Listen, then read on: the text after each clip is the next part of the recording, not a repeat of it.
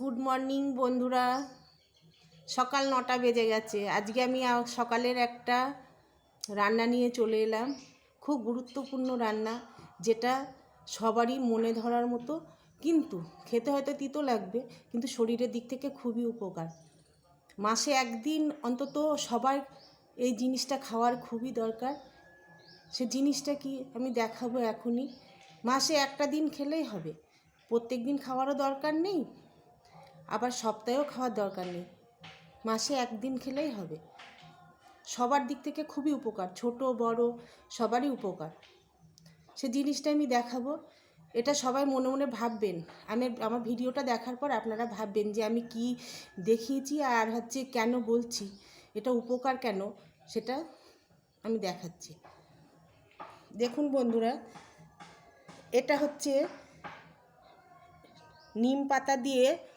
নিম পাতা দিয়ে বেগুন দিয়ে ভাজা, নিম বেগুন ভাজা কোনো অপকার নেই, উপকার আছে। সপ্তাহে না, দিনেও না, মাসে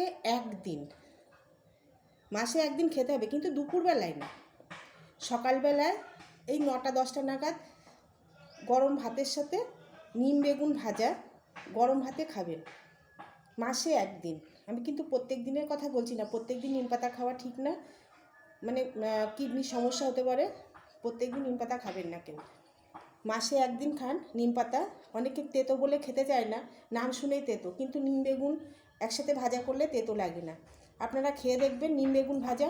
দেখুন এমনভাবে এইভাবে ভাজবেন, এইভাবে ভাজলে একটু তেতো লাগবে না, খাওয়ার সময় একটু তেতো লাগবে না। আপনারা খেয়ে দেখবেন আর কমেন্ট করে জানাবেন খেয়ে যে খুব তেতো লাগছে কি মিষ্টি লাগছে। মিষ্টি তো লাগবেই না, একটু হালকা তেতো লাগলেও লাগবে।